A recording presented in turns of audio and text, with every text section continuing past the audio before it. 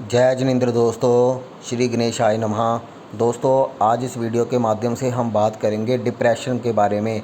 Depression कब आता है, इसका ज्योतिष से क्या संबंध है, इसके बारे में हम वीडियो के माध्यम से जानने की कोशिश करेंगे। वीडियो शुरू करने से पहले आप सभी से गुजारिश है, कृपया चैनल को सब्सक्राइब अवश्य कीजिए, वीडियो को लाइक अवश्य कीजिए और बेल आइकन को दबाना मत भूलिएगा। दोस्तों, डिप्रेशन बहुत ही गंभीर बीमारी है। इसमें व्यक्ति का मानसिक स्वास्थ्य बुरी तरह प्रभावित हो जाता है और भविष्य अंधकारमय दिखने लगता है।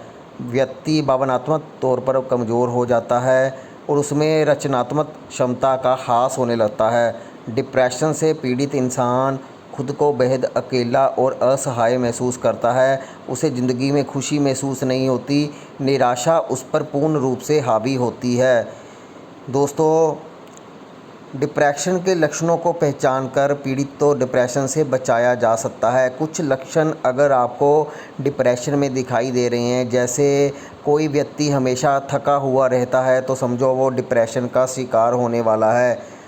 अगर कोई इंसान डिवोर्स या बेरोजगारी जैसी कठिन स्थितियों का सामना करने में लगा हुआ है, तो उसको डिप्रेशन हो जाता है। यानी अगर उसकी मैरिज लाइफ ख़राब है, डिवोर्स की स्थिति में आ गया है, या उसका काम धंधा बिल्कुल बंद है, बेरोज़गारी की स्थिति में है, तो भी वो डिप्रेशन में चला जाता है।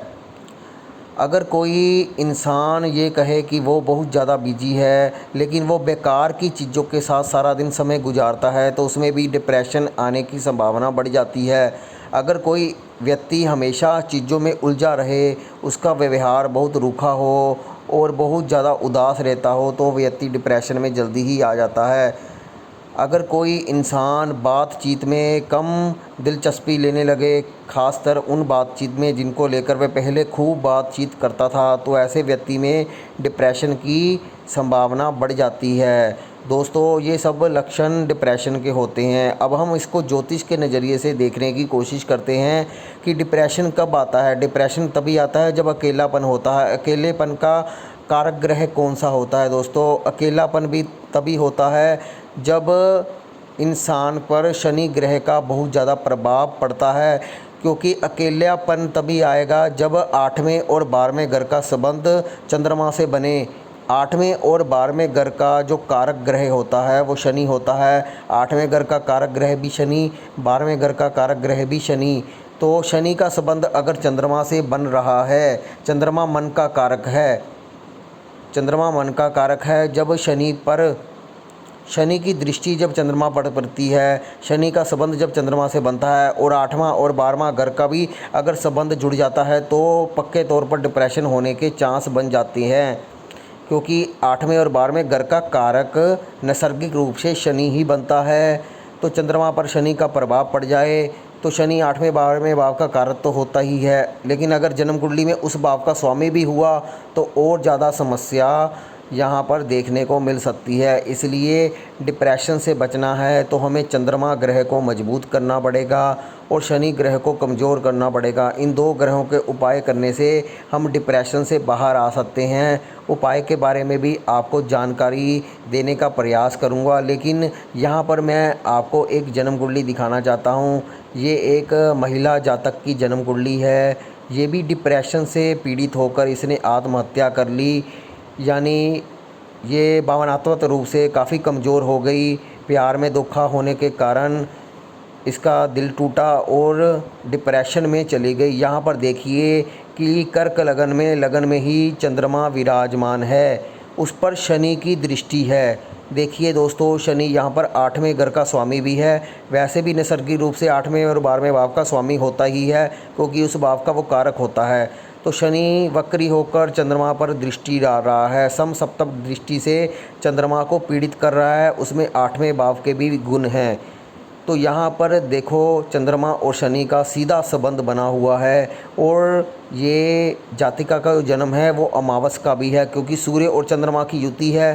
चंद्रमा 21 डिग्री का है, सूर्य 23 डिग्री का है, तो 2 डिग्री का फासला है। चंद्रमा की डिग्री कम होने के कारण अमावस का जन्म है और शनि का सीधा संबंध बना हुआ है, जिस कारण ये कुंडली दिखाती है कि इस जातिका को जीवन में कभी ना कभी डिप्रेशन की बीमारी हो सकती है, डिप्रेशन का शिकार हो सकता है। कुछ जीवन में अगर गलत निर्णय लिया गया तो डिप्रेशन इस पर हावी हो सकता है।